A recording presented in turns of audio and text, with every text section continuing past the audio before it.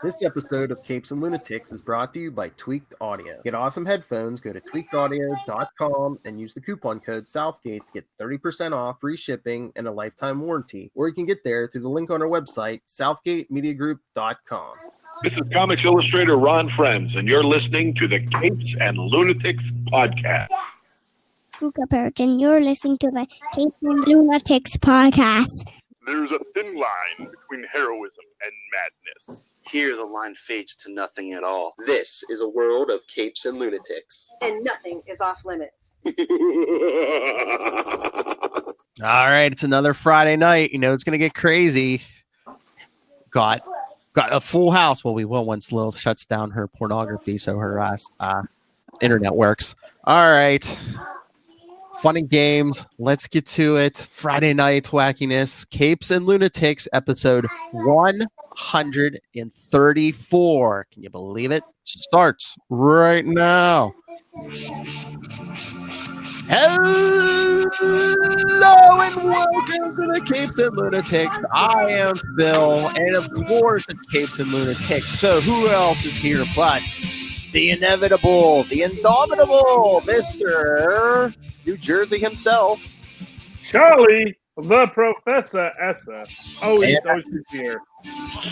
And as I said, Lil Hellfire is on the way, but we've got Superman himself. Oh, and his son. That's right. And the Super Spider Boy solo. It is me, Tyler. And then here comes Supergirl. Supergirl? Yeah, Supergirl Sayla. And this is just like calling players. In the upper right corner, we have the Patrick family. Yes, pretty much. From Ohio. Yes. Here in Ohio, the land of Superman. I thought he was from Toronto. Hey, Phil. Yes, I Tyler. mean to ask you. I like that use of your son in your intro. I wonder what inspired that. You know. Anything inspire you with them? Yes, maybe the Krypton Report podcast. I now have like multiple tracks and takes of different things my children have said to just, use differently at different times. Hey, Tyler. Because, Don't judge me. Phil's gone. So, yeah. I thought that was that's cool. Right, people. That's right, people. We're shameless. We'll use our children to try to get down there. Exactly. We have no shame. All right. So I was just doing a big interview with, once again, with Mr. Ron Friends. So, hey, what's new in the news, people? He's got such great baritone, man. I love his voice. Who? Ron Friends? Yeah. He should do voiceover work, man. I'm just saying. Well, if I could get him on this podcast on a regular basis, I would. Anyway, what are you asking? Phil? Aren't you in charge of the show? I gave you what's on my show. You got to figure out stuff for your own show. I know. But Crisis on Infinite Earths is just days away. Yay! We're gonna get a Crisis, and they're gonna kill a Superman. Yay! I have specific pajamas for every night of Crisis for the family. Ooh, nice! I can't wait to. Oh, you'll have to put up a picture of your Batwoman pajamas, Tyler. We have our Bat pajamas. We have our super pajamas, and then we have our mixed character. And I think I told you this already, Tyler. But let me vent to Charlie my anger about Sunday night, part 1, because I will not be able to watch part 1 at 8:00 when everyone else watches it. I'll have to wait for when it records at 11:00. I'll probably watch it the next day because the local CBS station is going to have the football game, and then afterwards the CW is going to have post-game football talk. So they're pushing part 1 back to 11:00. I'm like, really? I'm like, if it was a regular episode of Supergirl, which I've done before, I could see pushing it back. But part 1 of the crossover, I think that's be like really. I think that's when that station gets either the most ratings or one of their highest, rated. When does it drop on the CW app? When does it drop on the app? The next day. The next day. So, I mean, it's going to record at 11:00 Sunday night anyway. So either way. Yeah. If I had a Hulu account, I think does Hulu stream out live, Tyler? I think that costs extra. I don't know. Maybe, Yeah, but double check.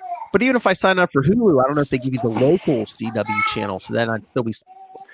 And that's the problem with a lot of like the stuff like the streaming live is local stuff. They don't do that.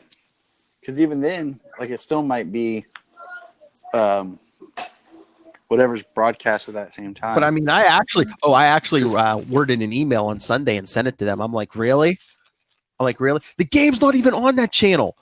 It's going to be on the CB. It's going to be on CBS. But then the post game talk is going to be on the CW. I'm like, really? I'm like, why don't you preempt 60 minutes? I'm just telling you, I could just set up my phone in front of the what game TV is this? and like the Steeler game, Pittsburgh Steelers. But like, is it like an important game, or is it just like the no? Steelers It's not playoffs yet. No. Okay. it's just one of those things you're. Oh, because you're from Pittsburgh. Yes, so it's a big football town. Yeah. they have so little. They have to swing for what they have.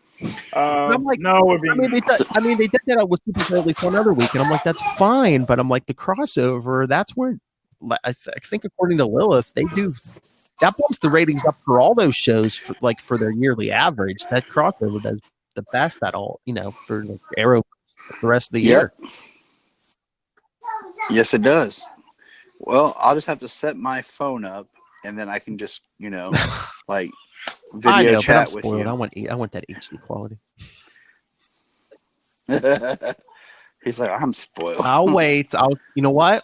At 9:00, I'll watch Watchmen, and then I'll just have to watch Supergirl the next day before part 2. Yeah. He's like, I'll just wait. I'll just turn my phone off and make sure that I don't have any contact with the outside world until I watch the episode. But I just love that, like, what was it, like a day or two ago? They're like, oh, the final trailer for Christ. Then today they dropped an extended final trailer for Christ. Yeah, I would.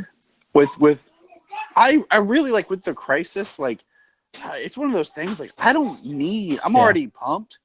Like, I kind of don't want to watch the trailers and stuff. Like, I don't want to see more. Because I don't know. I just don't want to know what's in it. I want to be more surprised. I mean, I think it's more showing all the characters that are going to be in it. Because, did you see but I'm just one of those people, like, I'll think as I'm watching, okay, we haven't seen this scene yet. We haven't seen this scene yet. This is coming up. That means that this can't happen or this can happen. What did you see in the trailer today? Who they revealed is going to be in it? I don't know how long he's going to be in it, but homeless guy. The end is nigh. Sign carrying Rorschach style. Yeah, Will Wheaton. I mean, I'm hoping, like they said, there's a lot of surprises that we don't know, and I'm like, okay, cool. Like, I'm hoping there's a lot of like stuff like that. Did you see the news about who they reached out to be in Crisis on Infinite Earths? Oh, you didn't see the articles? Who did they reach out to? They reached out to Nick Cage. No. Oh, yeah. To play Superman. Yeah. And I'm like, you know what? Superman? Yeah. Cartoon Superman. I'm like, my thing is, if I'm Nick Cage, I would do that for free. Yeah, but that's the thing. He's movie star. I don't know if they got the money. He usually command. That's what I'm saying. I would do it for free. He might do. Well, no, you can't do it for free. There's union laws. You can do it for scale, though. Yeah, but he can do it for scale. Yeah, a lot of actors will do it for scale, because they wanted, especially if it's just a cameo. If it's not asking them. In fact, if they wanted to do cartoon Superman, something he could call in from his pajamas, I'm sure he would be all over. But I'm just like. But as big of a Superman fan as he is, a chance to actually put on the suit and play the character, like, he was going to. Well, he was going to be not Superman too. If they had him, they would have had to put him in that mullet.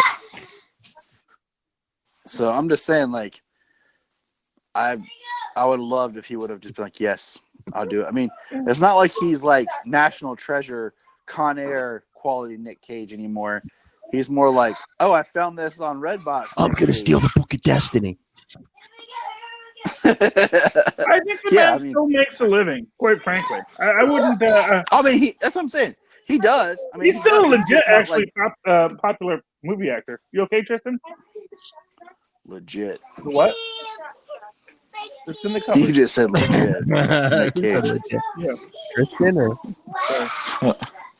Tristan's looking for. I'm just saying, like. Juice and Mountain Dew. What? Tristan's doing shooters. Man, he wants to be a little hellfire. Because he pours like Mountain Dew in the shot glass. Knocks them back. Slamming them back. Yeah. Oh, look, Will's trying to get on. But yeah, I can't wait for Crisis. Lilith. What? Oh, There hey, she is. hey. There's our empty void. What are you, a single man in Florida? Hello, Lilith. We were just talking about Crisis. I just stare into the abyss and Lilith stares back. Carry on. And I was just expressing my anger and outrage that I won't be able to watch part 1 on Sunday.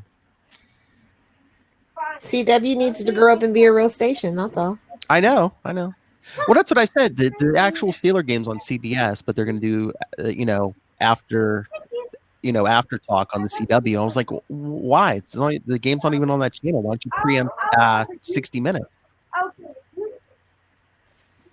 Anger like two old people. You don't want to make old people mad. I know. Oh, hey, did you? They write letters. I know. Hey, Phil wrote a letter. Phil wrote a letter. CW, thank you very much. I'm like, really? I'm like, you really think you're going to get more ratings with that than actually part 1 of the crossover? Really?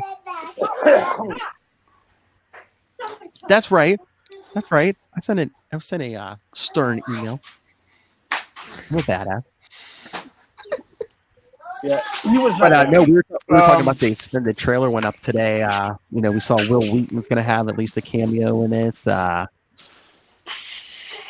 an angry homeless guy. What is he doing in it? He's holding up a sign like an angry that's what I said, guy. like all Rorschach style.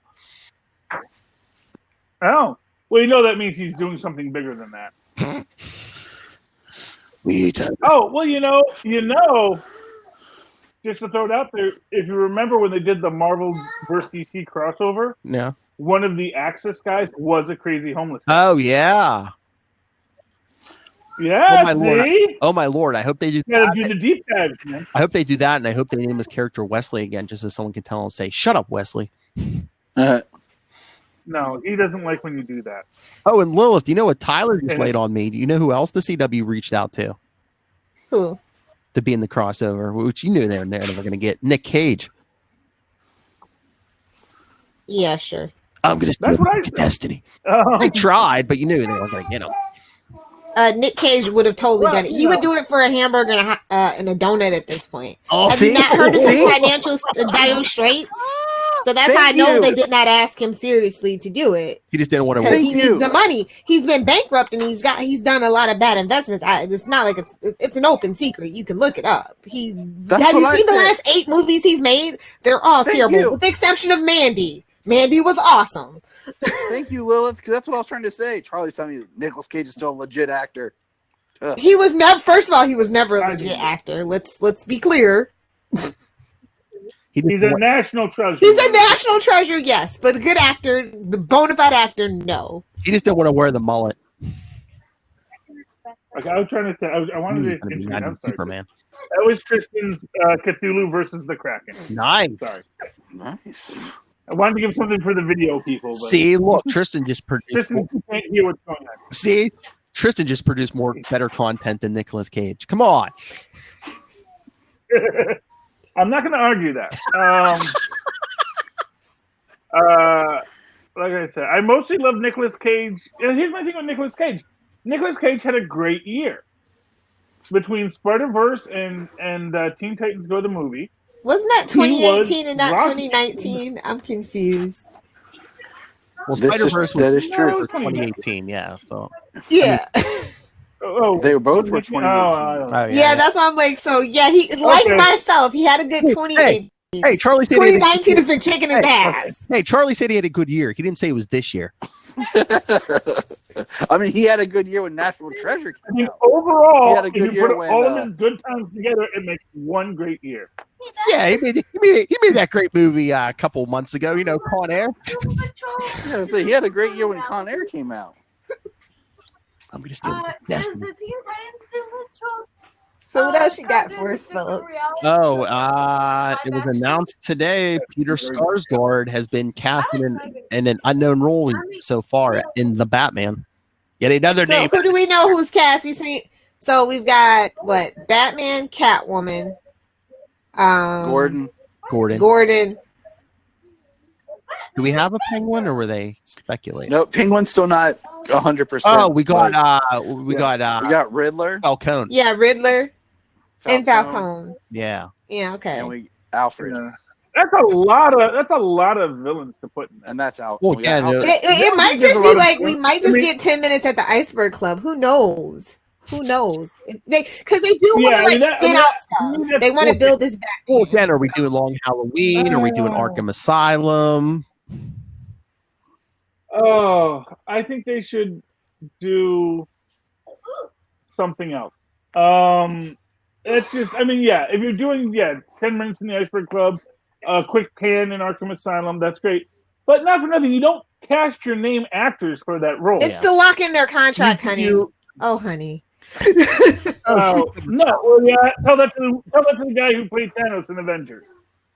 You know, Name Charlie. Well, he was already on a Marvel thing, and it is what it is. Oh, they got him double now. Yeah. They got him double now. He's Thanos with Cable. Yeah. Oh, I agree. I agree with look, you get them in there. You have them sign their contracts. You have them agree. In the original Avengers, it wasn't. It was a different. It was a stuntman. There's just a stuntman that they put in there. Exactly. He wasn't contracted to be Thanos. He was just in there. But if you get the contract, that Billy D. Williams was contracted to be Two-Face in Batman Forever, but they actually had to pay him his salary, even though he wasn't in the movie, to be able to get him out of his contract. I understand that, but Billy D. Williams was already playing Harvey Dent. Right, but he was already Harvey Dent established in that universe. And that's all I'm saying is they paid him because they didn't want a black man to be Two-Face, because Hey, Billy D will go anywhere you want. Billy D will go any way you want. Okay. Yes, live his truth. I don't live his truth. Billy D was happy to do the role, and was honestly a little mad that he didn't get to do it. But they paid his check, so what he's going to do? But no, I mean, really, whose decision was it that Billy D. Williams wouldn't have been a fantastic Tooth? Better than the guy who wound up playing. It was Schumacher's. Well, I was Schumacher left after the second one. Schumacher came in, and it's like he admitted he wanted everyone gone, but Alfred and Gordon. That's all he wanted to keep. Well, I don't think Keaton even wanted to come back, did he? No. But the idea is like what Lila said, you get them in there, you establish the characters, you ground them. They're in there for a little bit, but you build them into something bigger, going forward. Yeah. So plus they might not have the time commitment at this moment, but they're still interested. Look how long it took Black Adam to get off the ground. Like literally, it's been a decade. They did it. They haven't revealed who he is, but supposedly he was shaving his head. If it's not Zaz, I'm pissed. We riot. That's Peter Sarsgaard plays a good crazy guy. Like so good. Well, he's a Batman rogue. He's gonna be crazy. Yeah. I mean, it's not like he's playing Parallax here, people. Plot twist. Oh, is that who he played in the Green Lantern? Plot twist.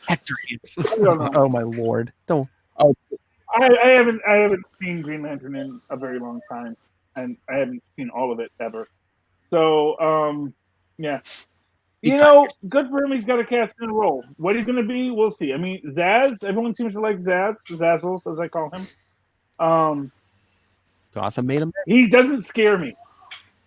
Crazy serial killers don't scare me. If they go full comic and every time he's knifing people to death and then he's making a scar every time he kills somebody, I mean, they can make him scary. That doesn't scare me. It's not meant to be scary. It's not.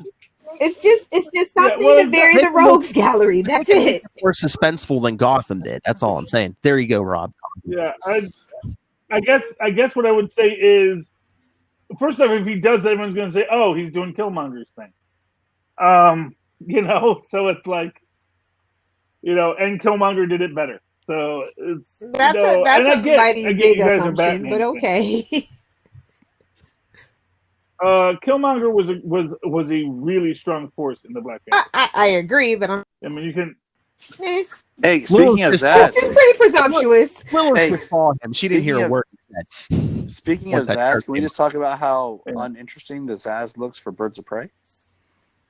We got our new character posters. Oh, they have. Wait, they're still actually going to put that movie out, Tyler? I would be embarrassed at this point to put out a female film like that. That's all that I'm saying. I'd be mortified, utterly mortified in 2020 to put out a movie like that. You know who looks bad in that movie? Black Mask. Everybody looks bad. Everybody looks terrible. Yeah. Thank you. Yeah. This is going to be worse than Arrow's Birds of Prey. Look, I mean, you know, I am Harley Quinn and wallpaper. That's all. You know what it is. I'm DC all the way, and I'm positive about and support things. But this is like the first DC project where I'm like, I'm gonna see it. You okay? Like everything about it is like Harley has no business being up front and center. I get you guys are like super infatuated with Margot Robbie. I get it. Okay. Then you should have just done a Harley film. Solo movie. All the 13 lined up. Or Harley. Talk about a milkshake bringing the boys to the yard. Or even better, do Harley and Ivy team up thing. You get another hot chick to be Poison Ivy. You definitely pulling the 13-year-old boys in. I mean, and then like, or it just made where they talked about at one point Gotham City Sirens versus the Birds of Prey. Sirens instead of Birds of Prey. Like, just, don't make not Harley Birds of Prey. on Birds of Prey. Yeah, no. Like this. I mean, the Birds of Prey just look. They all look horrible. The script looks horrible. All the last stuff that I've seen. Is this why they're dumping it in February? Yes, because it's a horror movie. Now, is that an actual movie, or is that like? No, it's an actual movie. Harley and the Birds of Prey. No, that's coming to the theater. Like wide release. Yes. Yeah, like an MCU movie. Yeah. Yeah, we were supposed to get a new trailer. Exactly, Charlie. Now you see why we're like, what? That's coming. Okay, I thought this was like on the DCU streaming or maybe HBO Max. Okay. It's like, that sounds like something that might be fun to watch in my living room. Okay. This is why they're in trouble. 1, Tyler Patrick, who can defend just about anything DC, cannot defend this. 2, Charlie Esser, who doesn't know as much about DC, thought, hey, this is just some, another Doom Patrol or something that's coming to DC Universe. Yeah. Birds of Prey wishes it could be Doom Patrol, first of all. It wishes. Doom Patrol is amazing, Philip. It's amazing. No, I'm just saying, Charlie Esser didn't know this was a theatrical release. That's what I'm saying. If Tyler can't defend it, it just. Charlie at the general. I'll tell you right now, doesn't know what's going on with it. They're in trouble. I'm interested in the film and just enough for right now, like Harley, because I liked what Margot Robbie did. Like to see what she does. I love Ewan McGregor, so I'm going to give him a shot. But that's really, about it. And I know right now there's like some convention going on, and they showed like the opening footage of it. And that's where we got all the new posters. And we're supposed to be a new trailer. And they say we're going to get an actual comic book accurate Black Mask in the movie. I hardly doubt. Yeah, it's going to be like the last, second of the movie. He puts on the mask and it cuts to black. But anyways, I don't have a lot of I like the Birds of Prey. But then for the fact that girl, who to me is a Cassandra Cain, but she's not going to be in costume. Right. And because even depending on how they do Cassandra Cain, she could be Orphan. Yeah, they're going to have Cassandra Cain and they're going to have Black Canary, but Black Canary is not going to look like, she's not going to have the costume or anything. She don't have the costume, and she don't feel like Black Canary. And it's not because they race swap, because that doesn't really matter. I don't care about that, but I'm just saying, if you just look at her, nothing screams Black Canary about it. Right. It doesn't feel like the character. Costume, and then Huntress doesn't even feel real like Huntress. her costume is crap. Straight up garbage. Did I see a poster for Montoya? Did they get like an older actress to play her? Yes. Rosie Perez. Yes. Why? Because the WB needs to fulfill their contracts with their actors. Hello.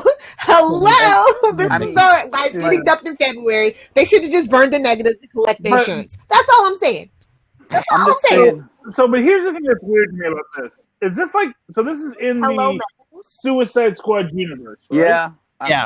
Because this is Margot Robbie, so it's ostensibly in that, And it's the last thing we get from that. Not Suicide Squad 2?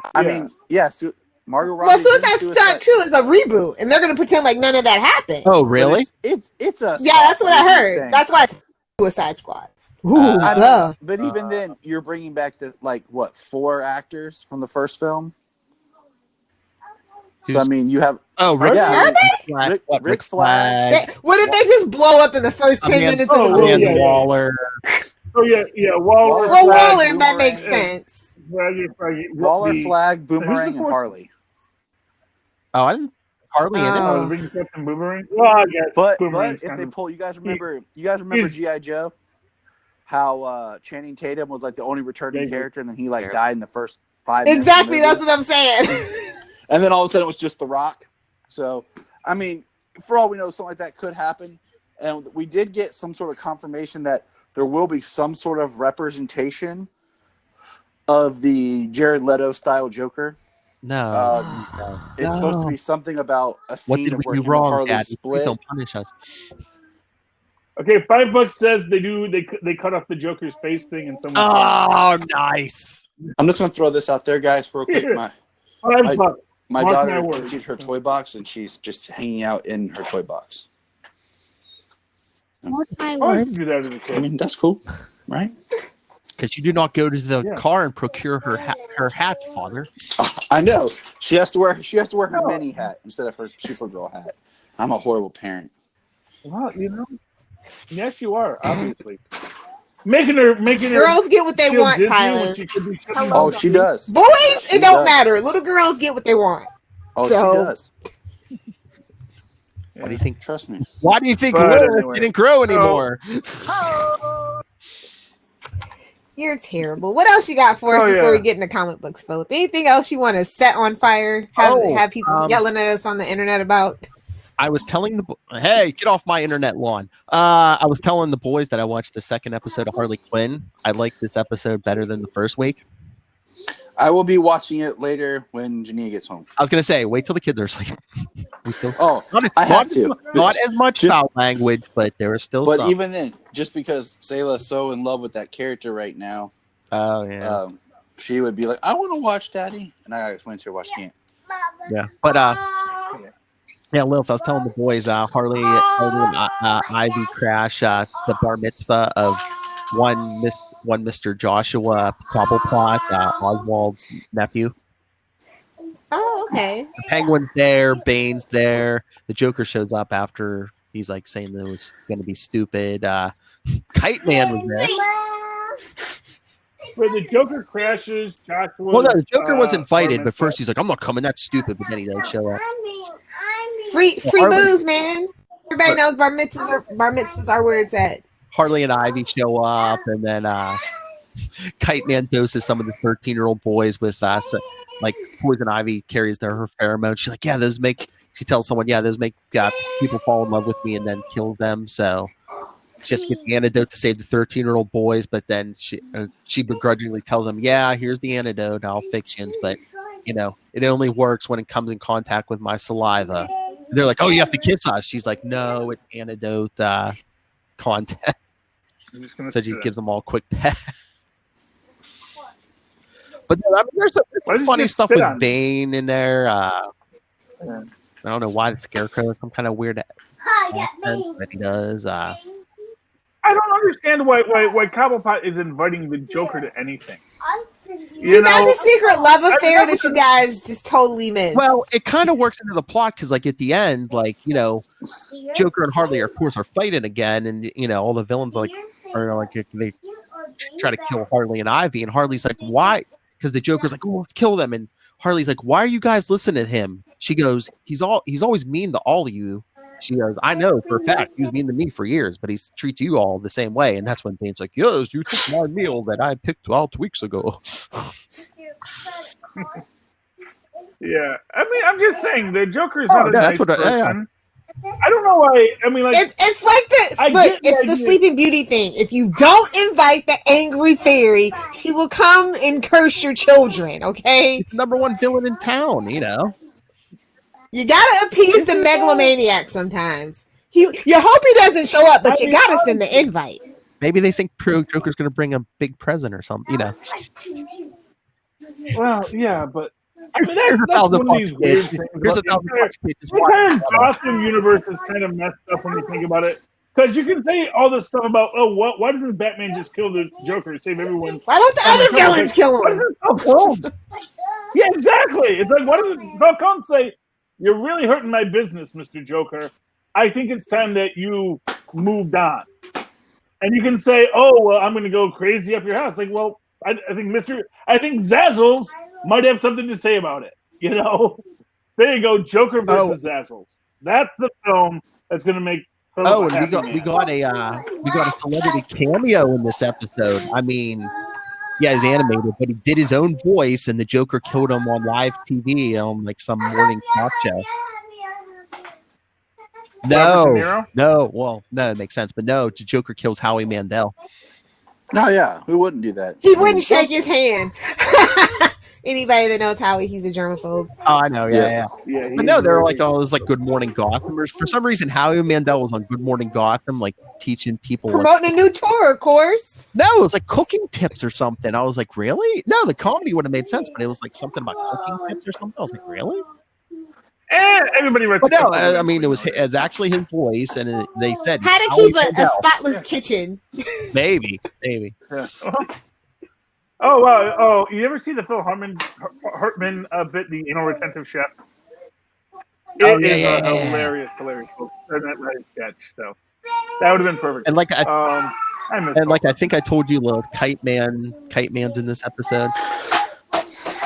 And he keeps hitting on Ivy, of course, and then she has him take her back to her place to get the antidote for the kids, and then like she's like, "Wait, where'd he go?" And then he's like laying in her bed like naked, and he's like, "Whoa, what?" She's like, "What are you doing?" And he's like, "What do you mean?" He's like, he's like, "Anytime a date goes good, that you have sex." And she's like, "Wait," she's like, "This isn't a date." And he's like, "Oh, I'm so embarrassed." I think it was embarrassing when he exactly. Here. Then I can make the reference of pulling the naked man, which is a How I Met Your Mother reference. I got that. You said that to my wife all the time. I'm like, I pull the naked man, and she's like, You said pulling the naked man. Anyway, I got you. Come on. Get it? Somebody take Phil's toys away. Indeed. Hey, fun fact: me and Maz are finishing, hopefully this Sunday, The Boys. Oh yeah. Anyone have any? Oh yeah, because I did get episode 5. Mandalorian. I thought we are. Oh, that was like a thing that was gonna happen. I mean, that would be on one of my lists. Obviously, I don't want to. Whatever Maz feels, but I was going to get touchy with you guys. I think I counted it out. I think the last episode of The Boys might post the first week of January. So yeah, I know, but we don't know when the next. I know the next series of The Boys comes sometime in 2020, but they didn't give us a hard date. Yeah, but if you have these 8 episode shows, you can like hammer them out real quick. So if you guys want to stick to the 8, I would also suggest maybe Chilling Adventures of Sabrina. I don't know how Maz feels about that. I mean, that's great, but like the current season, or go back to the beginning. Yeah, I mean that's good, but then it's like a lot of episodes. That's all stuff. But yeah, I mean, I'd love to do the Chilling Adventures of Sabrina. I'd love 13 the first season, right? Yeah. Yeah, that was when 13 was the tradition. Now they're doing it at the 8 number.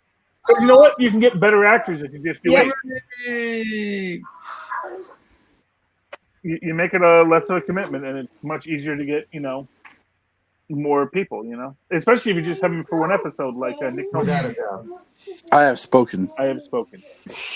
Jinx. Oh, but yeah.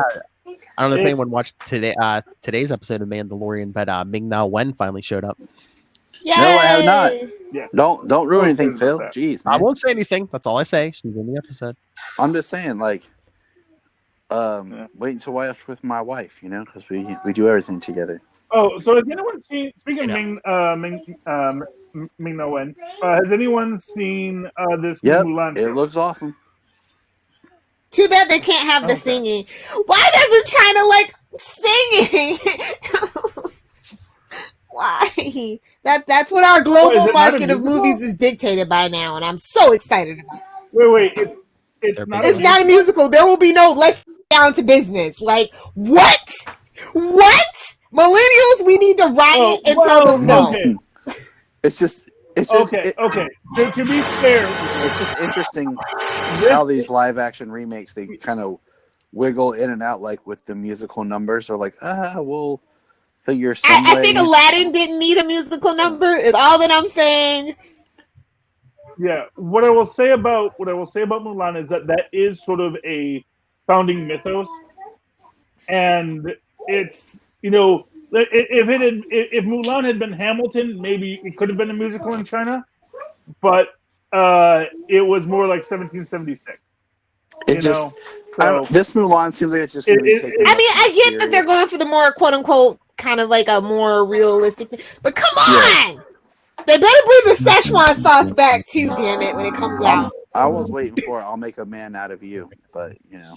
I don't think I don't think in 2020 we can do that reference anymore. Yeah. You also have the very real reality that I think the Chinese language may not translate as well into, you know, Rodgers and Hammerstein style musicals. So I mean. Because obviously Chinese opera isn't. You know, how come we just can't cut China versions of movies in American? That's all that I'm saying. Like, we do. Come on, it's Mulan. You mean segregation, love? You mean like that extra scene that's in Iron Man 3 just for China? Oh, well, they do have those, but I mean, you know, it's very hard to cut something that's a musical and make it not a musical, or do a completely separate set or of just make us a soundtrack. Numbers. Whatever, I don't care. Oh, hey, Charlie, if you look at the messenger, Tyler sent 2 posters for Birds of Prey. If you want to haunt your, if you want to feast your eyes on the anger that we're feeling. Honestly, I'm gonna be, and I've been tagging you and stuff too, so you'll have plenty of time later to just enjoy Birds of Prey. I mean, I'm gonna be honest with you. DC's posters haven't been doing much for me. DC's movies haven't been doing much for me. I'll be like, none of these posters anymore do much for me because they all look like garbage. They all look like super. And let the interns make them. That's the secret. Even the Wonder Woman 84, which, you know, I know everyone else likes it. It's like, I mean, all of these, you know, these ones look like, you know what these look like? These look like the box art for the direct-to-video Suicide Squad. So it'd be better if it was direct-to-video.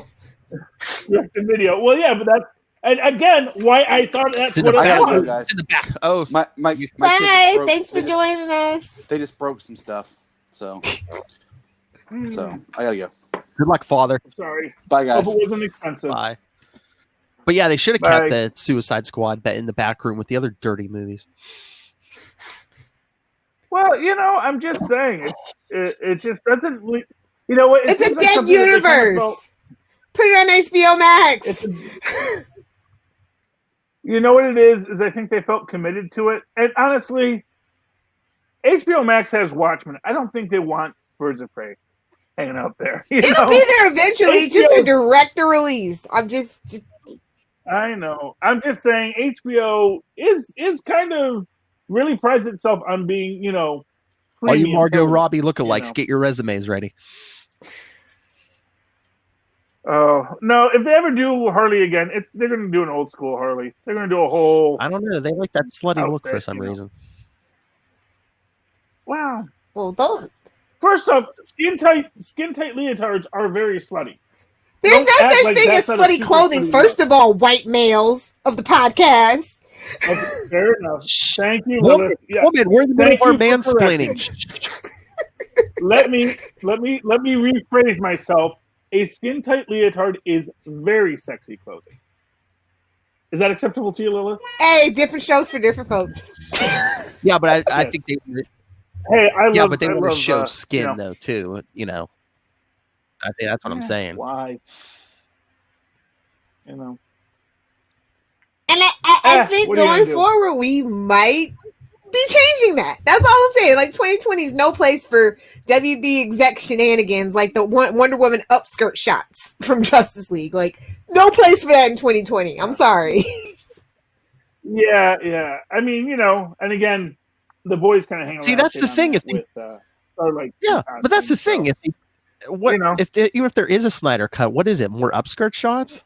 Well, no. See, that's a Joss Whedon thing. Okay. Between us hens, that's a Joss Whedon thing. And the Snyder stuff that you saw is all unedited. It's like 214 minutes of all his unedited crazy nonsense. If anybody's seen Sucker Punch, you know what I mean. That's what it is. It's just one long take of Sucker Punch, probably. See, I thought Joss Whedon's thing was feet. He's at the end of the day, he's into a lot of things. Okay. He's into a lot. He's not just, like Snyder's not like, it's kind of odd because Snyder's not like that guy with the objectification and stuff. Like because even Sucker Punch, like but it has some meaning and deeper layers that I wish he could have like managed to find in Justice League, but that's the whole nother thing. Yeah. I know 300 makes me think that Snyder has a real type. Well, so, he's not Bryan Singer, so I'm not saying Bryan Singer is type. I'm just saying, you can like something visually, yes, and not have it be a fetish. So I'm just saying, I think honestly, I think that's probably the hardest thing for guys like that when people get mad about oh, you're putting the female in there because they want that beefcake look, that's what they want to look at in their art. I mean, maybe he was born too late. Maybe he belonged in Greece at the height of their society. I don't know. Who's to say? I know those statues do nothing for me, but Yeah, well, actually, the Greeks were not as big into bulkiness. As that's true. Heroes. So they were much more for. They were actually more for androgynous. Oh yeah, believe it or not. The Greeks were very much like the ideal form was constantly guessing. Yeah, moving between worlds because it's the platonic ideal. You want to be of the mind. So, yeah, Zack Snyder is not of the mind. He actually is, but visually. He can be. No, I'm just saying visually. Yeah, I mean, no, there's some very interesting camera work and stuff in Sparta and in 300 and in Sucker Punch and in Justice League, but it's like the Justice League stuff. It just it felt too I am a film school student kind of thing. Well, I'm a pretentious film school student. I watched Stellaris in its original Russian kind of pretentious film school nerd. Have you ever seen anything Jerry O'Connell has directed? No. That Jerry O'Connell? Has anyone? Yeah, My Secret Identity. Yeah, he is very much a film school student, and yeah, I think him and Zack Snyder would get along swimmingly. And he mostly does TV, and it's really jarring in TV because he does very visual storytelling in an 18-inch box. It's interesting. He has a definite style, Jerry O'Connell. I'll have to look it up. Does he do procedurals or what? What's his? Okay. He did one episode of Crossing Jordan, which was actually his background. Oh yeah, I didn't know I loved Crossing Jordan. That is my.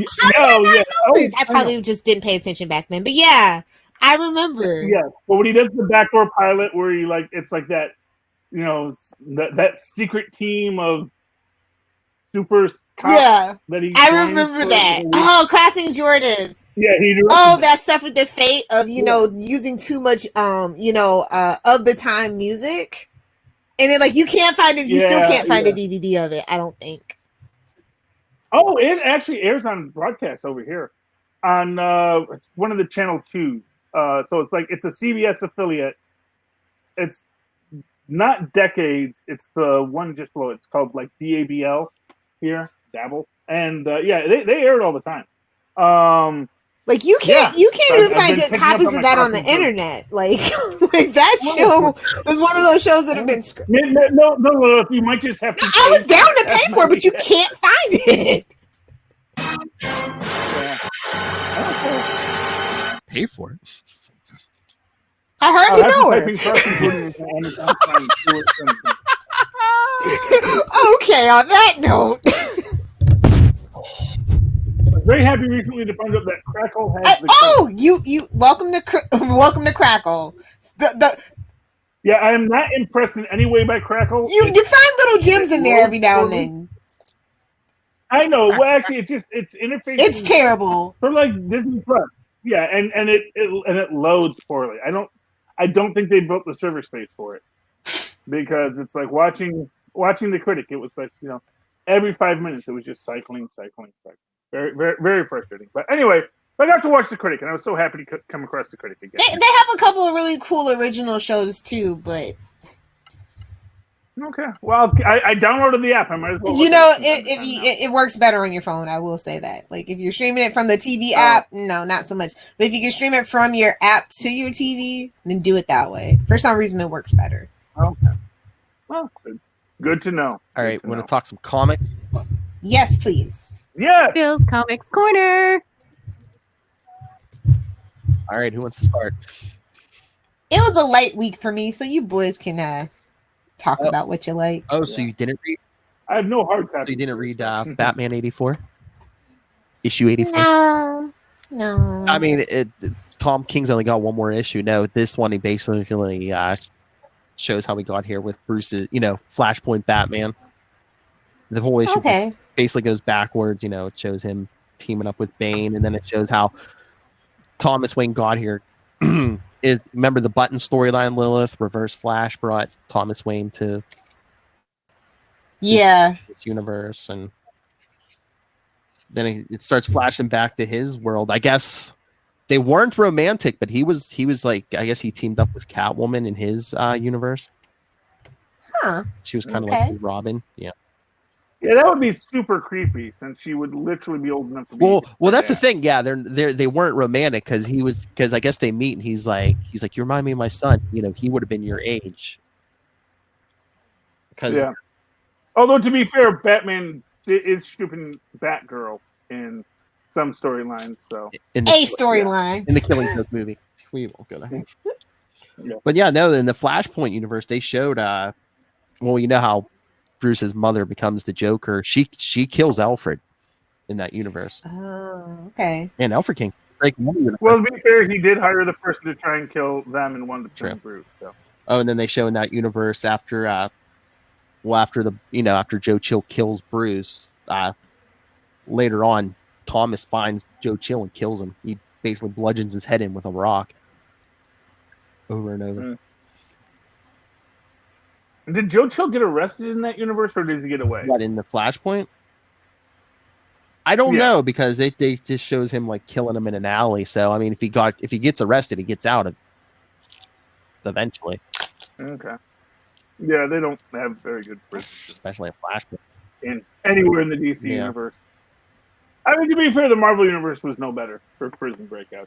Especially if you're a Spider-Man villain, you do it by the dozens in that case. Yeah. Well, they always said the bigger problem was that Rikers just was never built to hold. They used to have the vault in Colorado, but now it just seems they use the raft and that's a good idea. Let's have a supervillain prison right off, right in the New York River there. Yeah. Well, actually, we don't know that it's. Well, I mean, I guess in the comic book, I think in some of the Bendis Avengers, they said it was like right off. It was like right in New York there. I'm like. Which is just Rikers Island, just yet somehow less secure because it's on. Yeah, I mean, in the '90s, at least the vault made sense. It was in the middle of nowhere in Colorado or something. Oh, the vault's a great idea. Did you mean the Flash's pipeline? No, this thing had toilets. Well, the problem with the vault is that it got, and you see this in all over the Marvel universe, is that these things just get full up. You know damn well the pipeline has a toilet. They made it a scene in this TV show to shut fans up. I know. Literally. Well, shut Charlie what? Yeah, really. Hey, I fought for that. My voice was heard. Okay. So don't act like they don't listen, because they are clearly listening. Like, oh, give them. Charlie fought for that toilet of hellfire. Yeah, I'm glad they finally showed a toilet, and then they showed how the toilets actually lead to the breaking of the entire system. You say that's why we don't have toilets, man. Like that's not an excuse. Maybe God make used the toilet his powers to sweep it away to that dead planet. I'm just saying, if you didn't make the toilet go into the wall, if you just had like a freaking steel toilet you in the get middle a of the place, bucket and paper towel. I think those toilets are what blood workers however going you to use wanna to do take it. over the city this week, Liv. Yeah, exactly.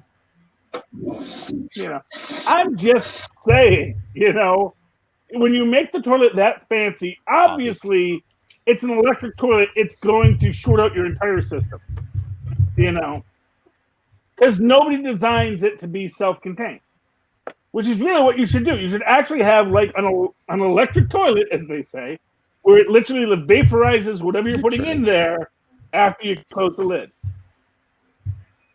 They had that idea in the 70s. It was great. It was brilliant. It'll give you a bit of a shock, Noise. The electric toilet. Make it happen. Oh, and on the keeping on the Batman track, Batman Universe 6 came out. The conclusion of Bendis's arc. Yes. So once again, just so people think I always bash Bendis, I enjoyed this issue. I mean, White Lantern Ring, Green Lanterns, Vandal Savage, even a little bit more knowing. Yeah. Well, I mean, to be fair, this was probably what he wanted to do in the first place, But, they maybe didn't want to give him Batman because, not for nothing, they don't need to sell Batman. It'd be too obvious, yeah. Superman needs more than Batman, and he still does. Well, thank you, 52. Who the hell wanted a casual Friday Superman? Nobody. But to be fair, if Superman's books were selling before then, they wouldn't try to change him so much. They got greedy. Not for nothing.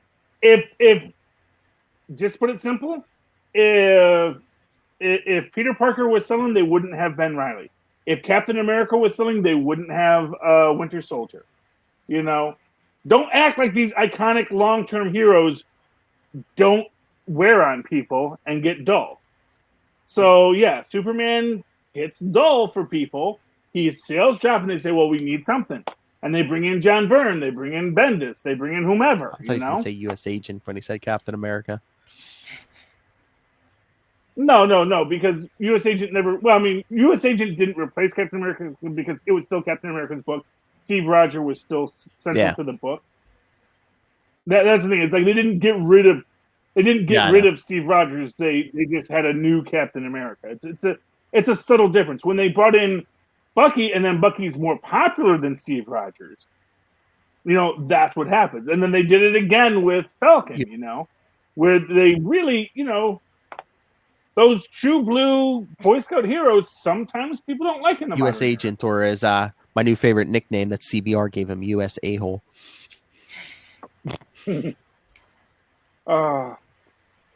I still say that the guy that got playing U.S. Agent looks the actor looks so much like Dennis Stuff. Well, yeah, when he has the beard, I wonder if they're going to make him shave it for the show, though.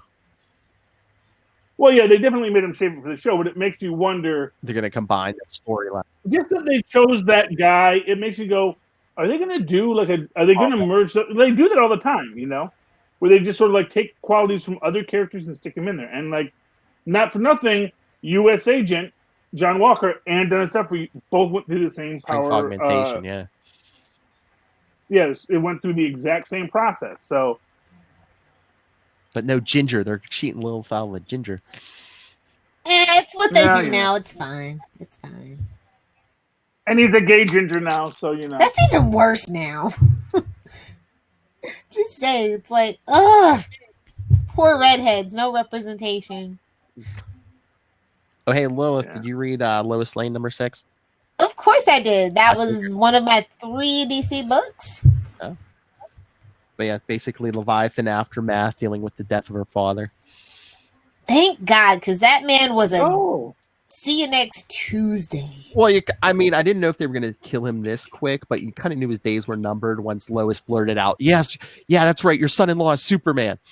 Yeah. I'm like, okay, start the clock. Huh.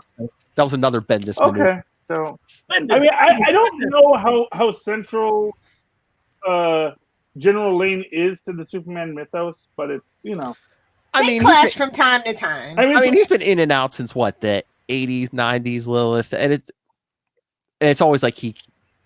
So he's not like a Thaddeus Thunderbolt Ross character where we're just counting the hours. He had his issues with Superman, so it's like, oh, well, oh look, he hates Superman, but little does he know that's his son-in-law. Yeah, but he hasn't. But my point is, he hasn't been central to the plot the way that Thaddeus Ross was. No, I mean in certain storylines, but not not doing thing. Yeah, no, not in general. Is he kind of just a poor man's Thunderbolt Ross, where they said we need someone to hate Superman and chase after him? Let's make a general with a mustache for some reason. He didn't have a mustache. No. What? Oh, he doesn't have a mustache? Not in this version. I thought he had a mustache. Yeah, I know they've done him with a mustache in the past. I know I've seen General Lanes with mustaches. That's when they really called out that General Ross pastiche. Yeah.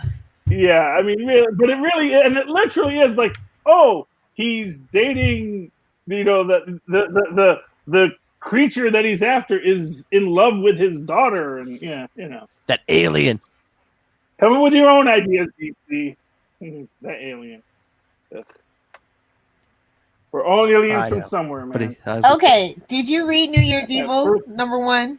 No, I didn't. It's got Calendar Man in it, for God's sakes. Get your head out of your butt. Okay. I mean, I know $10 is a little steep, but I like the it's $10. It's got a lot of great little stories, though. It really does. You need more Calendar Man to get you to buy a $10 book, Lil Hovar. Well, Sinestro for Charlie. I do like Sinestro. It's a really cute 10 little tale, so it's like $1 a story. Oh, okay.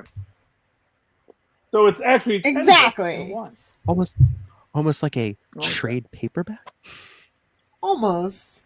Yes. Look, I was going to say a lot of these books almost sound like they're actually novel prices now.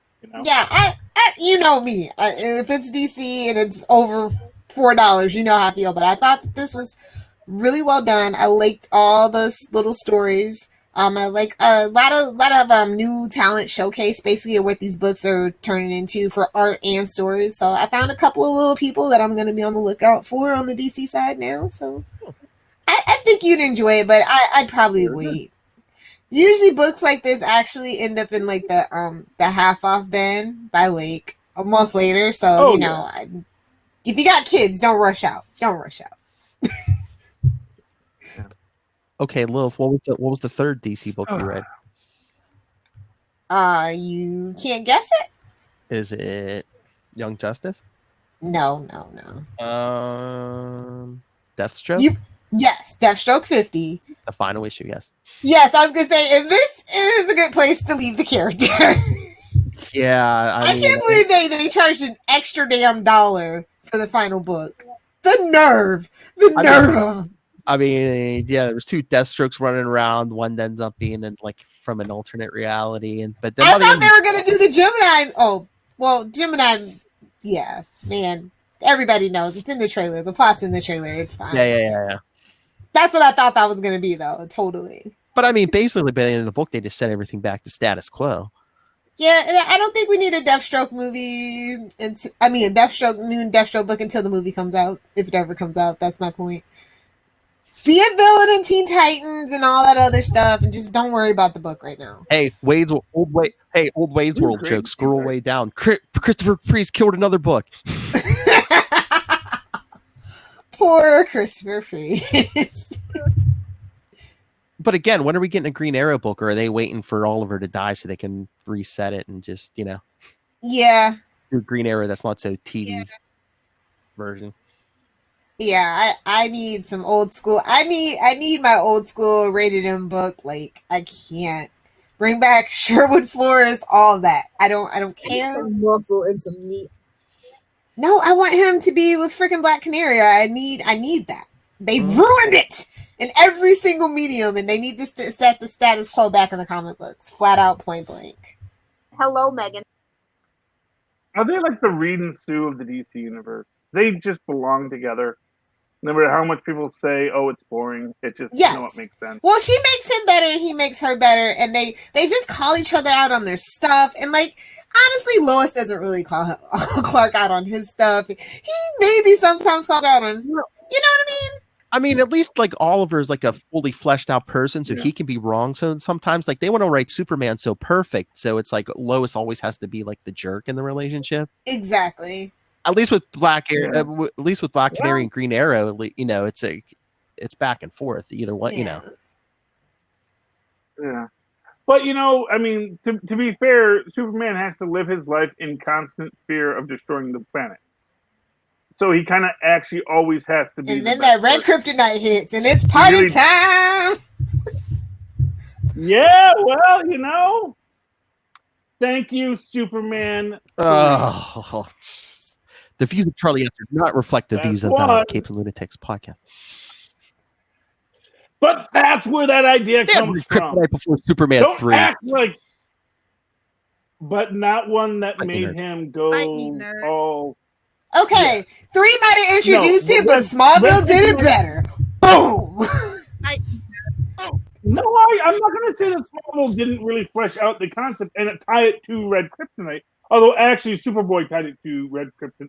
The Superboy series did that first, so Superboy series had Red Kryptonite turning you evil. Although it might not have been Red Kryptonite, it might have been something else similar. But the idea that, hey, what if something made you morally weak instead of physically weak?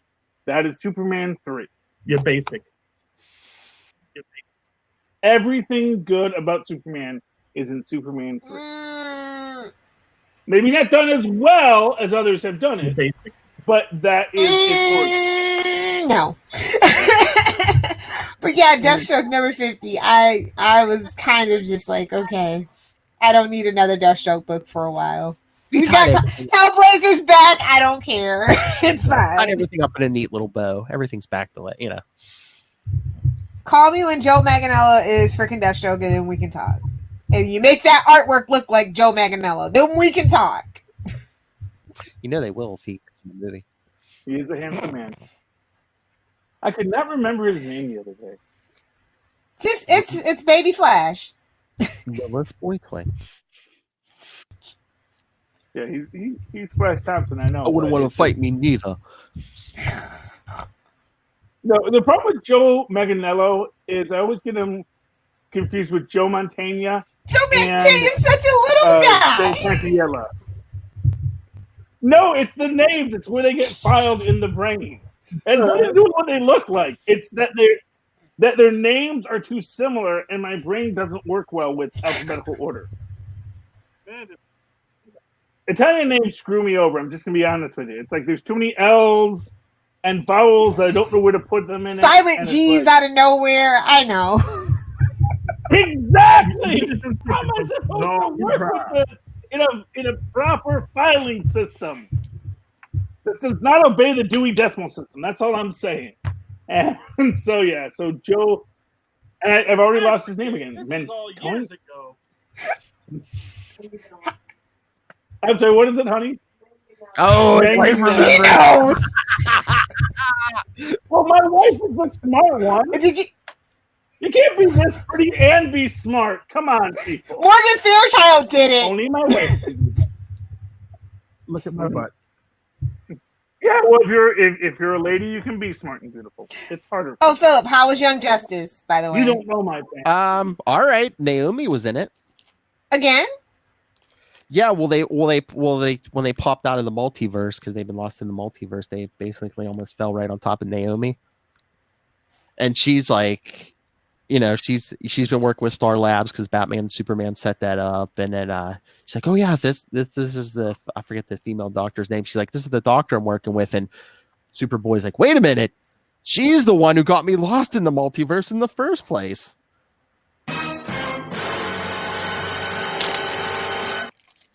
So now it's like, what's Star Lab? You know, what's this doctor at Star Labs? I was gonna say, why do we trust Star Labs anymore? I thought we've already talked about this. Well, I think Naomi trusted them because she thought, I guess Naomi thought Batman and Superman knew what they were doing. Those old men, come on. Okay, so to be fair, when it comes to super scientists, they're all a little shady. You know, Dr. Von Braun can put you on the moon, or you can drop a bomb on your house, and he doesn't care which. He just wants to build rockets. So when you're dealing with super scientists, it's like, okay, go in this direction, super scientist. Okay, and they're like little children, and they run and they do their thing. And then if they go in the wrong direction, it's like you need someone there to push them back. And as far as sending Superboy into a dark multiverse, it's like you're You Superboy. can handle it. Freaking you beat. It was a test. You passed. Magnificent. It's not like we're sending Damien into it. Okay, he'd probably still come out, but but it would have been a much more of a crapshoot. You know, we're sending a freaking Kryptonian in, or even a Kryptonian Luthorian clone. And let's just be honest. That's the best of both worlds. It's fine. It's everything you want. It's what fan fiction demanded. Basically, I'm convinced somebody was scrolling through the early internets or something. They're like, you know what we should do? I read this great story that I can't mention for legal purposes. but hey, Lilith, Tim Drake's still playing UPS boy because he's wearing that brown costume. What can Brown do for you? But I don't know. Is he like the Mallard? Drake. What's his name again? The Drake. The duck. That's like Seinfeld right there. Oh. Hate the Drake. Drake's caught. He's brown. Just saying. But hey, look, the one good thing he does have going with Tim Drake is, you know, the minute they get back, Tim's texting Stephanie Brown. He's like, "Where are you? What happened?" Yay! And that's why he wears brown. Because it's how he shows his love. What? That's why he wears brown. He's texting Stephanie Brown. Oh, okay. Is that a thing? I'm randomly guessing here that they're a couple. Duck colors. I don't know. No, but is Stephanie Brown a couple with him? Yeah, I don't know. Okay. She talked him into this. This is who we blame. I'm just saying. That's right, Florida man. Get your Hellfire outfits out. Nobody needs to see that. I don't think it's street legal. I didn't say whips. Anyway, but yeah, I mean, if nothing else, if his girlfriend's last name is Brown and he's wearing brown, how do you not put two and two together? Colorists don't just make stuff up, Philip. They're as much a storyteller as everybody else in the group. We know who made this up, that new costume up, Charlie answer. Spend this. Well, that's he's the writer. I'm assuming. The artist. I know. He's not the artist, but usually, he may have written stuff. Like I said, it's a collaborative effort. Now, maybe he approved of it, but it might have been the color. Said, I think we should use this brown. Brown is a good color for comic books, though. Unless you're Clayface. Unless you're trying to say he's not a villain and he's not a hero. Brown is not an anti-hero color. I'm sorry. I'm a duck. No, but it's also not a villain color. That's the thing. Brown is a color that is not what you expect. It's not a bright, old hero killer. It's not a dark, brooding. Oh, brown is dark and brooding. Let me tell you. He can't with us, Philip. I don't even know why you're going to go there. I'm just saying. I'm thinking it's earthen. It shows the goodness of the earth, maybe the strength of. Okay, whatever. Obviously, like Rick and Morty, you have to have a certain. Don't you dare spam that copy pasta at me, Mister. Hey, ask Lilith. I already said I'm the dumbest one on this podcast. You don't have to go. I say we all do different things. Oh, please, Mr. Who was on Who Wants to Be a Millionaire? You who know like 17 languages. And I'm sitting here reading my funny books. We're all reading our funny book. Yeah, and you do it much better than I ever did, Philip. I will say that. Issues, artists, you've got so much knowledge in there. Knowledge that no one cares about. Yeah, well, to be fair, Philip, no one cares about the questions I got asked on Who Wants to Be a Millionaire either. It's not like those are like, what is the cure for cancer? Okay, I want to listen to what Charlie has to say about Conan Serpent War #1 on superconductivity. So we'll talk something else. Okay. I mean, yeah, I did get through that book. It's actually, I love what they did there. It's a setup book, and I see what you're doing, Marvel. Yes, I know what you're doing. I'm sorry. I know what you have purchased, Disney. I see what you're purchasing, Disney. I see where you're going with all we could talk both Conan books this week because Conan was also in Savage Avengers. Conan's Dinner with Dr. Doom, which was also really okay. So I'm trying to find something. Black Cat.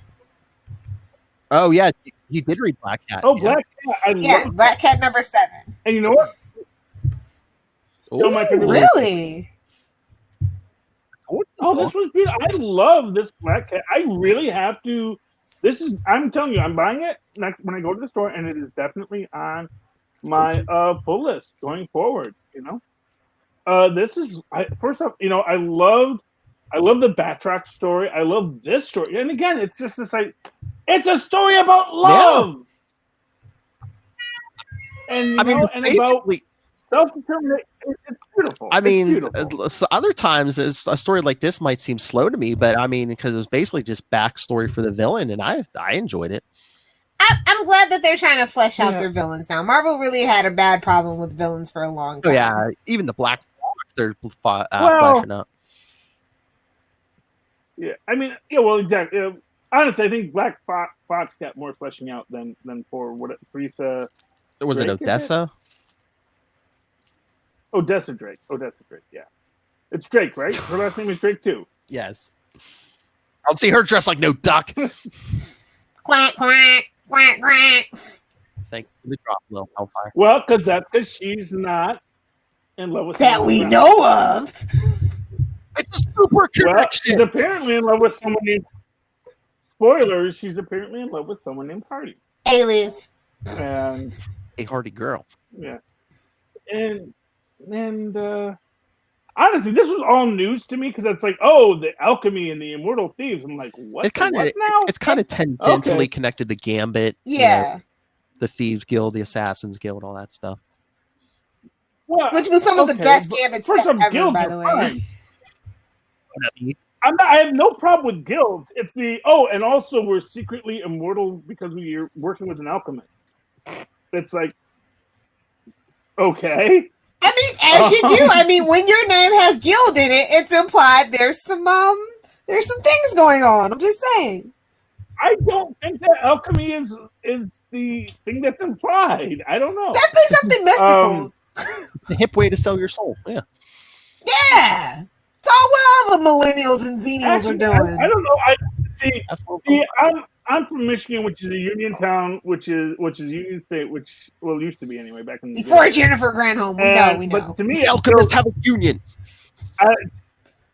Well, honestly, but that's the idea. It's like I see a guild as just a union. It's like, look, we got rules, we got regulations, we got a potluck every Thursday, and your Christmas bonus is immortality. You're welcome. Well, yeah, I'm not faulting the immortality thing, but also if you're immortal and you're gonna be like, all petty about something because someone in the New York Guild. Have you ever read any Anne Rice vampire novels? Hello, hello. I have, and Lestat never. He's the pettiest boy of all. He's the poster F boy. Are you kidding me? Louis, I don't. Okay. Interview with a Vampire, I felt Louis is petty. Louis is basic. I feel that. And ungrateful. Basic. Yes. All those things as well. Lestat just seems like a guy who wants He became his creator. He became Marius. Let's just be honest. And Phil's like, no, we're not derailing this with vampire talk. I'm just saying, I love the Vampire Lestat as a book. I really, I don't. That is the film Tom Cruise. Yes, we all agree. But not Tom Cruise. Yeah. No, I mean, as long as you make it in the 90s, come on, it has to be Tom Cruise. Yeah, I mean, first off, they can shoot him on an apple cart. That's fine. Well, as they do with everything. I mean, Lestat wasn't that tall. Yeah, it's fine that he's not. It's fine that he's not Rutger Hauer, who is, as Henry said, who she envisioned in it. But she was talking, Rutger Hauer in Blade Runner, And when they made the film, it's like 30 years after Blade Runner, and Rutger Hauer isn't Rutger Hauer in Blade Runner anymore because even freaking what's his name, Han Solo isn't Harrison Ford from Blade Runner anymore. Yeah, Black Cat is a great book that probably a lot of people aren't reading. It's always just like tons and tons in my comic book shop. So they're finally doing Black Cat right. Yes, so like you got to get the word out. You know what it is? That's what it is. It is finally a really good superhero romance book of the few books I've read, where it gets exactly what was great about romance comics from the 50s, which is emotion and character, and that the stakes are not who's going to blow up the world and who's going to live and die, but more like who actually can connect with another human being. Yes, interpersonal drama is all the rage right now. And that is fantastic, I really love it. So I'm really liking the Black Cat, and I was glad that was the first book I read this week because it really was the one that was really the most worth reading of everything. So many Spider-Man books, Philip. I'm upset. By the way, what? So many Spider-Man books. I'm over it. Well, Amazing was out this week, and then that was good, but it was just like, oh, was it though, Lilith? Was it? It was. Oh, did you read it, Charlie? Well, yeah, Doom. Yeah, I had to see where they were going with that, and it went exactly nowhere. Exactly nowhere. Even with the Tell Me the Future device, it goes exactly nowhere. And also, I'm sorry that, it was in the range of something that released a lot of energy, so now it works great. It doesn't work like that. However it works, I don't imagine it works like that. I thought that it was really cool how they use Spider-Man's continuity, though. Just saying. Yeah, I guess so. I mean, it was neat, and I don't know. It was. And also, hologram Doom is shooting lasers. It's just nothing about it. First off, I never liked the premise that Doom is going to go take over New York City because someone shot one of his robots. And first off, Doom's supposed to be smart, I thought. And second off, how would that not result with Reed Richards pushing the blue button in the Baxter Building and turning everything that Doom has ever created off? You've had your fun, Doom, but now let's just turn it off. I was waiting for them to do what I figured it was, which this is just that Doom is actually out on the moon right now fighting, some Cthulhu creature to save the universe that no one will ever know about. And this is just his Doombot running, annoyance program number 743. That is all Doombots all the time.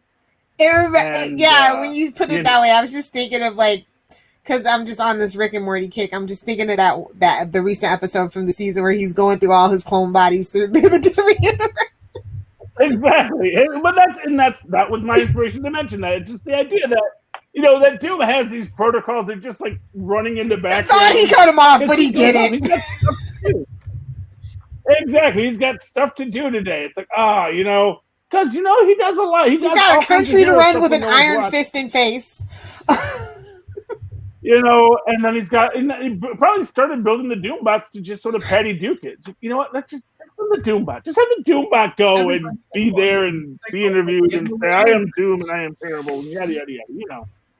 It's like four messages. I'm sure the first Doombots just had 4 messages on a loop and they'd go in and they'd come out and no one was the wiser. He's that is so much off of my plate. I'm so happy. And then, they get more advanced, and then he gets basically an entire AI Doombot network. And that's how you get Skynet. If you ever went to the or Doomnet in this case. And I think this is I literally think DoomNet is just off the rails, and they should have done that this issue. I mean, that is going to be the reveal, obviously, in the third issue, because, they just killed Spider-Man in this. Yeah. They killed Spider-Man in his own book. How could they Doom. do You that? know Rob Southgate has the trademark. Yeah. We're just saying Doom. We're not giving any honorifics here. Yeah. Although, as Dr. Octavius would say, Doom's a dropout. That he created Latveria University to give himself a doctorate does not make me. That's actually more effort than getting the doctorate at that point. Everyone knows that Latveria University produces the best. I heard he had someone else write his best-selling book, The Art of Sorcery. I don't know who's reading Marauders, but if you're out there, you can find me on Twitter. Let's talk. I think it's one of the best books out there. I love the Hellfire Club. I love all those storylines, and this book is just yes, thank you. Finally. What was that, number 3? The Marauders. Those are the guys that killed all those people during the Mutant Massacre, right? Kind of. So, is it like? No, it's basically about Sebastian Shaw. So.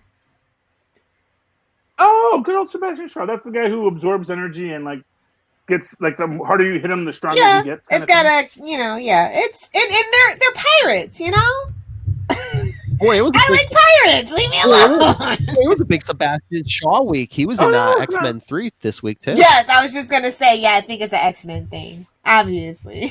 X-Men 3 was pretty good, but Marauders is my favorite kind of X-book right now, honestly. There's no weird thruples on the blue side of the moon. Because they're pirates. Because they're pirates.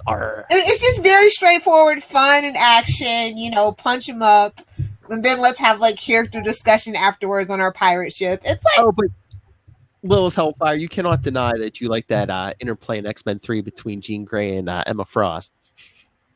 It felt like fan fiction. And I don't mean that in a good way. Does it need to be no, just like Jean Grey telling Scott and Logan will not have it. She is not a redhead. What Jean said? Jean said Scott's okay. He's okay with blondes. But he's like, I've been there, done that. Don't need it again.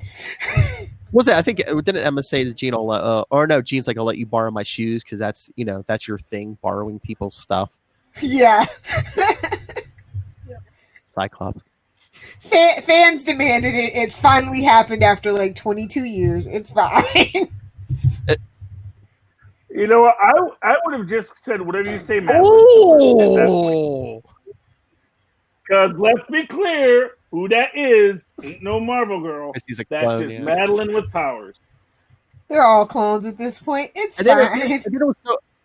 Whatever you and then say, X-Men 3 Madeline. is so weird because then Cyclops, Emma Frost, and Sebastian Shaw go fight a group of elderly women.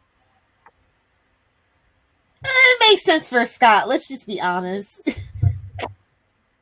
Are they super powered elderly women? They're what are they, Lil? They're science, super scientists, environmentalists. I feel like this was such a tongue-in-cheek dig at so many things, though. I know. They basically hacked the Krakoa portal, and they're that was kind of weird, and just keep your issues out of your books, man. If you got issues with people, don't be calling them out in your book. That's not what I'm paying money to read. Well, to be fair, let's be honest here. The mutants are awful in these books. They're awful people who deserve every bit of hate they're getting. Honestly, yeah. Yeah, I mean, really, every human supremacist up to this point is going. Told you. See, exactly. And it's man, we were rooting for you mutants to just be cool super people with superpowers that made the world better. But it's no, we're just gonna live on our island and we're gonna threaten you and we'll blow you up if you look at us funny. It's well, now we gotta nuke you. It's you're not giving us a lot of choices in this here, mutants. It's we're I say send all the humans to Mars. Give the mutants Earth. Just the men. Give the mutants Mars. Why do they get Earth? First off, why would they want Earth? They could fix it. They've got plenty of mutants that could actually fix the Earth if they wanted to. They could take Krakoa to freaking Mars and you're already on the moon, Lilith. It's gonna be lovely. Yeah. No, you send the humans to Mars and just give them another planet. The men go to Mars, the women go to Venus. Well, here's what I'm gonna tell you: if you send the humans to Mars, the Atlanteans are gonna say, exactly what are you landlubbers doing on I know, that's what I'm saying. It's a trap, Charlie, because humans are terrible. Have you not learned anything from me these past few years? Humans are terrible. I just think Gaia wants us all I think she wants us all dead personally, but that could just be me. Well, you know what? As Ultron says, when we get content, God winds up a pit. Oh, and one more Marvel book that I'll talk. Just shockingly, actually liked was the Thor book. Oh, Thor the Worthy #1. Yeah, stay tuned. Yeah, I surprisingly liked it. Stay tuned. Yes, I was talking the Thunderstrike story with Ron Friends right before we came on here. So yes, segue. No, these are all new stories, right? Because I was going through what that did you one say? as well. These are all new. These are all new stories told in the style of the. Oh yeah. Yeah. Walt Simonson wrote a Beta Ray Bill story. Yeah, and then Tom DeFalco and Ron Friends did a Thunderstrike story set in the '90s. And then there's a Jane Foster Thor story. And then we got the Liddy Thor. Yeah. But yeah, it was good. And I found it interesting in two of the stories. I said I found it interesting. Oh yeah. Two of the stories. They need to bring her back in the MCU. Yeah, I was gonna say I smell something cooking. Can you smell what Marvel's cooking? Yeah. So Lilith, you enjoyed it? Yeah. Well, okay. Well, I mean that explains why I like it. What? It takes a special hand to make Thor interesting. He's kind of like Captain America to me, where I'm just like, okay, cool, whatever. Well, it probably helped that he wasn't in it much. Yeah, original Thor really wasn't in this book. Again, to my point about old line heroes, sometimes you got to shake it up. That's the really weird thing is like, I don't, you can do whatever you want to Captain America. I'm just not interested. With Superman, it's just like, oh, what are you doing? No! I care too much with Superman. I'm very protective of him, and I just don't agree in any direction that they've taken since like 2011. And I think 2009. I think he's coming out of the closet Wednesday. The reveal. Oh! Out of the phone booth, but they don't make phone booths anymore. No. Yeah. Oh no, I thought you were going with my theory. Like, how do we know Kryptonian gender identities are the same as ours? We don't know how their parts work. Lois does. Hell. Yeah, but you know what? That doesn't mean just because Lois knows how they work doesn't mean they work like human parts work. She finagled a baby out of it, so she's the foremost expert on Kryptonian biology. Well, you know what? And again, what do I have to do to your? What do I have to do to your kneecap, Clark? Yeah. Okay. I'm just saying it could be all Krakoas down there. I don't know how to pronounce that word. What birds have? And lizards have. They have a single hole that does everything. Oh, that is a drop of all drops right there.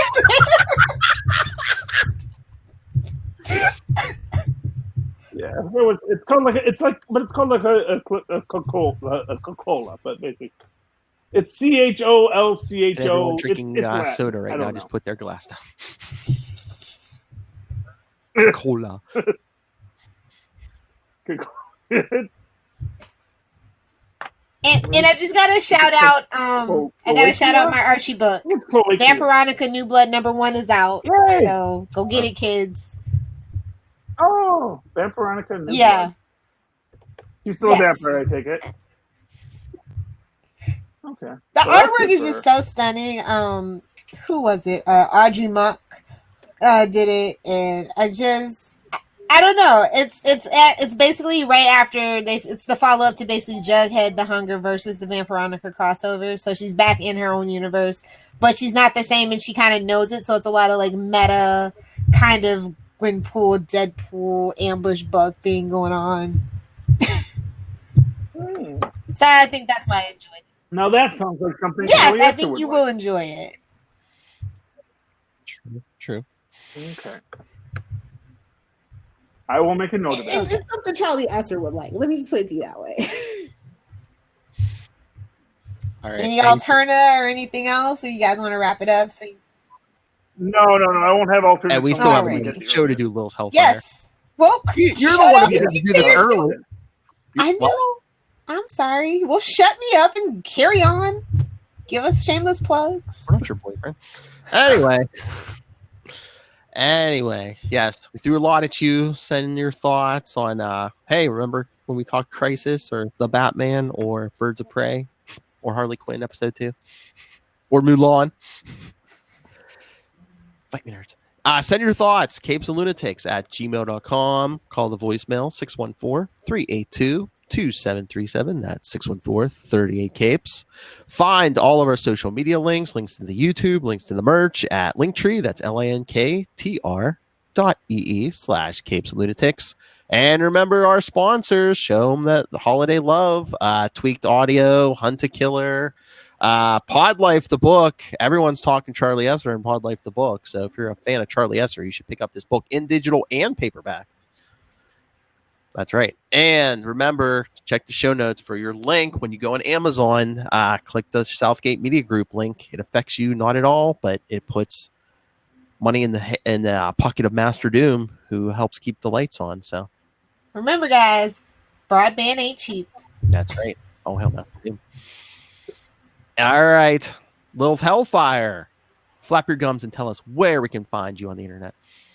If you nerds want to hang out with me on the internet, you can find me on Twitter at Lilith Hellfire or on Instagram at Lilith Hellfire69. Hello, Megan. You see her next reviewing Crisis when it's over. All right, Charlie Esser. Well, if you'd like to write me their old-fashioned email, whether I'm miles and miles one said you can do that at superconnectivityblog@gmail.com. That's superconnectivityblog, all one word, at gmail.com. Of course, follow me on the Twitter. This is the live quake. The Watchmen, which I actually got to do recently at Charlie Esser. That's CHARLIE. ESSER.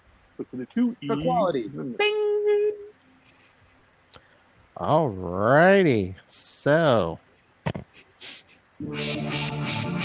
thank you for joining us for this extra-sized Capes and Lunatics. All over. Look at him calling out his own drops. That wasn't a drop. That was pure Esser. Pure live Esser. But for another week, we have been the Capes and Lunatics. What's up, Luca? Don't check. I love his accent. See, he's not ashamed of his Pittsburghian accent. Unlike some people who try to hide the fact we need a drop of him saying Gotham. What's my word? Why? Gonna pick him apart like you pick me apart? No, it's gonna be way cuter. No, sorry. How dare you, Master Doom? You are a god, Master Doom. The difference is Luca is sincere when he does it. And I'm not sincere.